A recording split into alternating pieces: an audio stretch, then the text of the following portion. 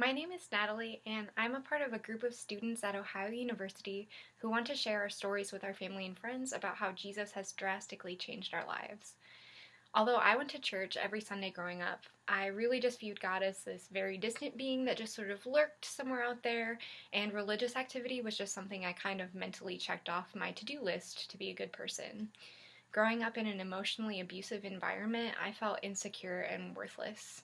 On one hand, I mostly just tried to keep my head down, hoping not to draw more criticism because of the inherent lack that I felt. But on the other hand, I tried to make up for this sense of worthlessness by excelling as much as I could in other areas of my life, such as academics, sports, and music. But ultimately, it was never enough to overcome my deeply rooted belief that I was unworthy of love and respect. The nature of my home life and an abusive relationship seemed to confirm the lie that my thoughts, my choices, and my voice didn't have meaning or value. It wasn't really until my sophomore year of college that a friend clearly explained that the God of the Bible is a personal God who isn't just unknown out there somewhere, but he's a God who delighted in creating me, who loved me perfectly, and really actually wanted me to experience his love through a deep and intimate relationship with him. I realized that because of my own brokenness and the brokenness of the world, I had been looking to those other things and relationships to heal what only God could. But this only made the distance between he and I even greater.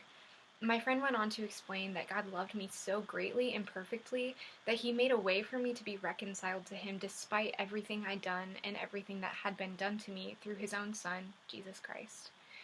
Jesus came among us and lived a perfect life and died a brutal death on the cross in order to take upon himself the punishment that I deserved because of my imperfection.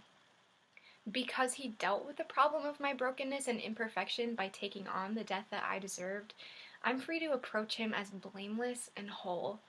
Out of love, Jesus gave me his own perfection, not because of any effort of my own, but because that's just his nature.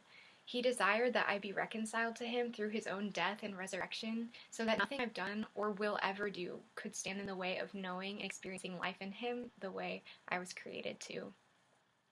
Jesus' finished work on the cross not only frees me from my own tendency to look for worth in other things, my relationship is also teaching me to step outside the destructive life patterns that I've learned and into the beautiful freedom of choices that honor and glorify God, and which lead me more into new life in him. This is my 180 difference. Instead of hiding, I'm resting in the clearest and most glorious evidence of God's love for me, Jesus Christ.